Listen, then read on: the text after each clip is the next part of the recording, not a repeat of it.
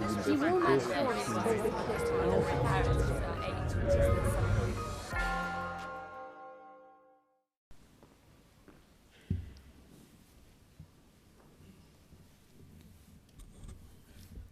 Today, many strands of my life have come together. The years that I spent as a student at St. Hugh's, the years I spent at Parktown as a wife and mother, the years I spent under house arrest when my university, the University of Oxford, stood up and spoke up for me. During the most difficult years, I was upheld by memories of Oxford. These were among the most important inner resources that helped me to cope with all the challenges I had to face. The memories were in fact very simple ones. Summer days like these, when I went on the charwell with friends in a punt, or sat reading on the lawn at St. Hugh's, or in the library, not looking at the book, but out of the windows. But these were very precious memories, because I had lived a happy life. And this made me understand so much better the young people of Burma who wanted to live a happy life and who had never been given an opportunity to lead one. When I see Oxford now, when I see the students of Oxford now, when I met some of them at St. Hugh's yesterday, I saw myself again as a young student, carefree, happy, nice. We were nice. The students now are nice. They have been given a chance to be nice. It's a very simple word, but it's an important one. When you look at their faces, you don't see any hidden agenda there. They were so open as we were open, because we had been given a chance to be open. We were not afraid. There was no reason for us to be afraid, and this opened us to the world. I remember small things. I remember so often going in a bus with my very dear friend Anne Pasnick-Slater, sitting side by side in a bus on the Banbury Road,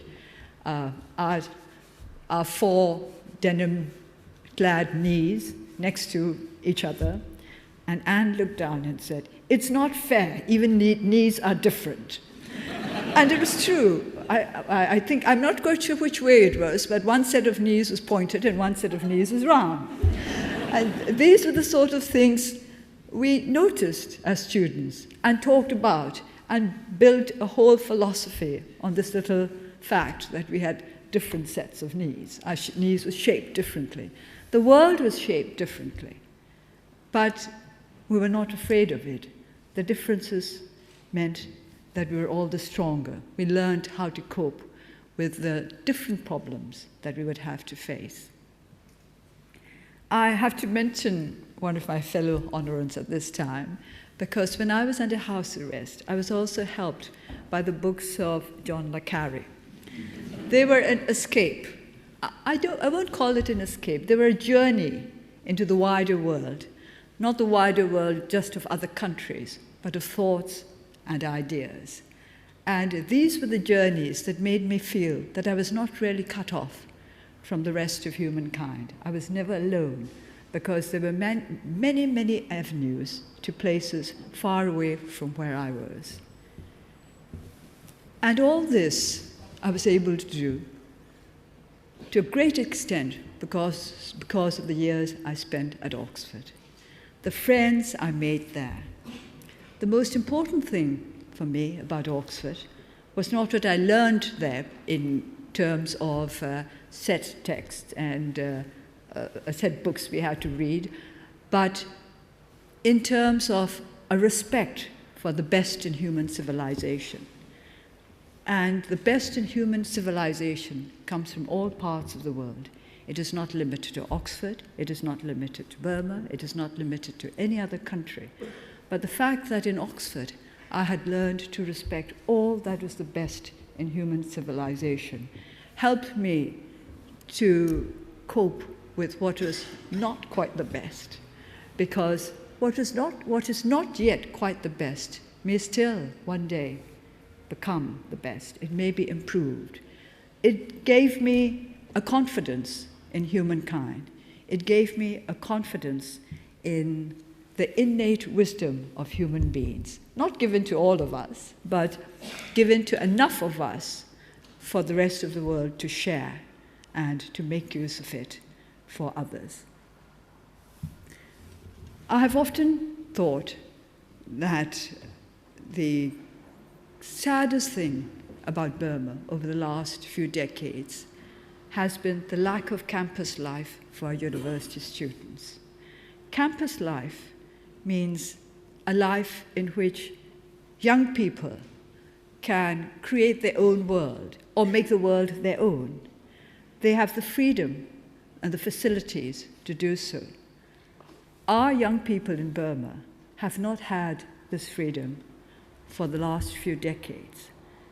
University life has been shattered because of a perceived need to keep students in order.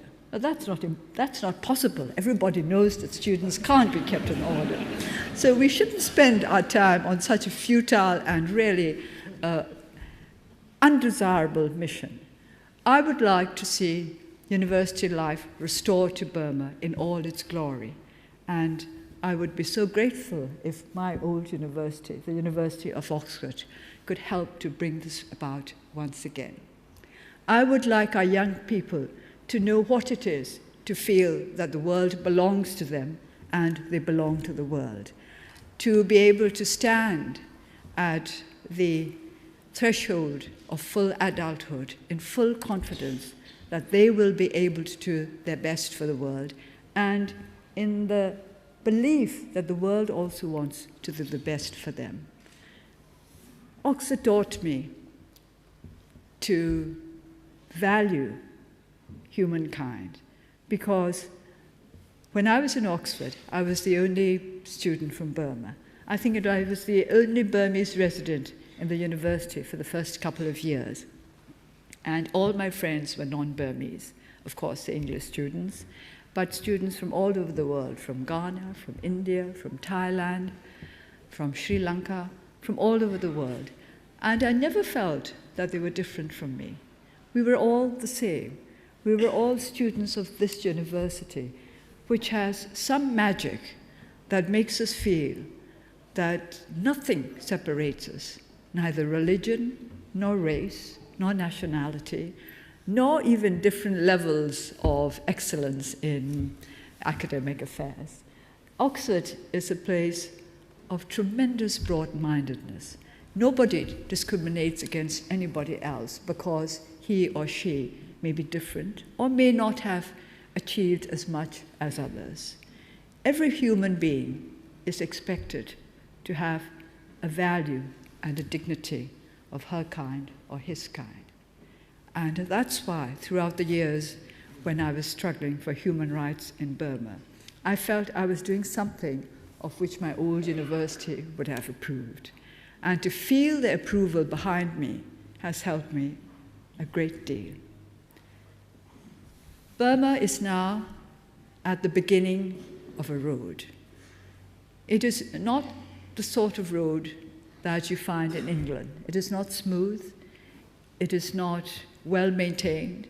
In fact, it is not yet there. It is a road that we will have to carve out for ourselves. This is a road that we will have to build as we go along. Too many people are expecting too much from Burma at this moment.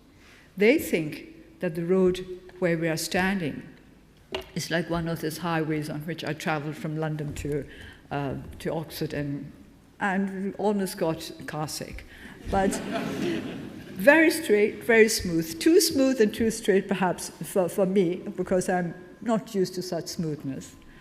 But our road is one which is, as I said, one we'll have to build for ourselves, inch by difficult inch. And I hope that you will all be with us while we're doing this.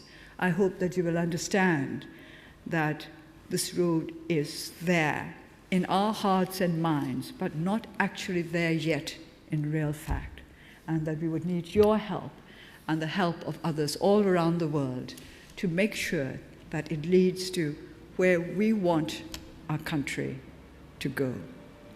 And where do I want my country to go? My first trip abroad in 24 years was not really this one to Europe, but to Thailand towards the end of May. And I stayed in a hotel called the Shangri-La. And I think every Oxonian, probably, almost every, knows that in The Lost Horizon, Shangri-La was described as something a little like Oxford. So, where do we want to go to? Where I want to go to, where I want our people to go to, is a place which will enable them to see for themselves how wide open the world can be, and how to find our own place in the world, which is also open enough and wide enough for everybody to be included. I would like a bit of Oxonian Shangri-La in Burma.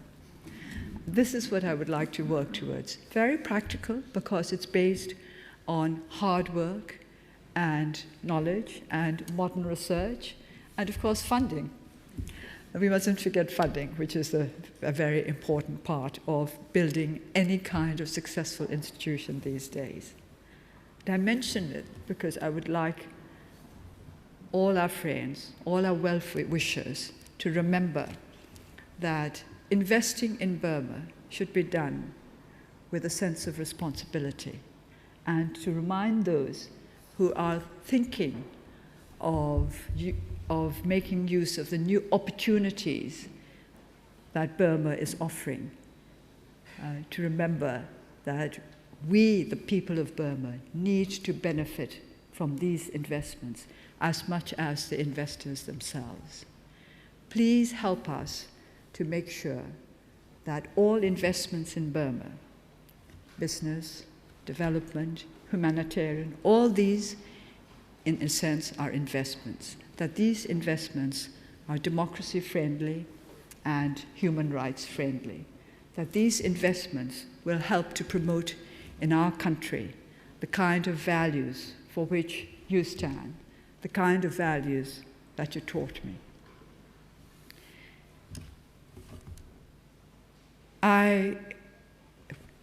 Today has been a very moving day for me.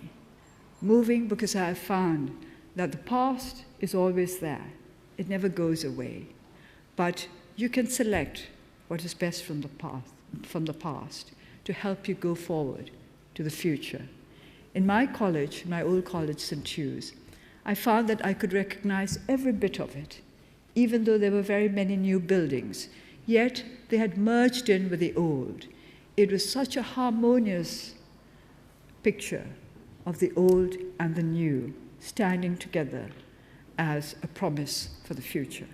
I was very proud to be back in my old college and warmed by the reception given to me and my team, by the principal of the college and his family, and by the students.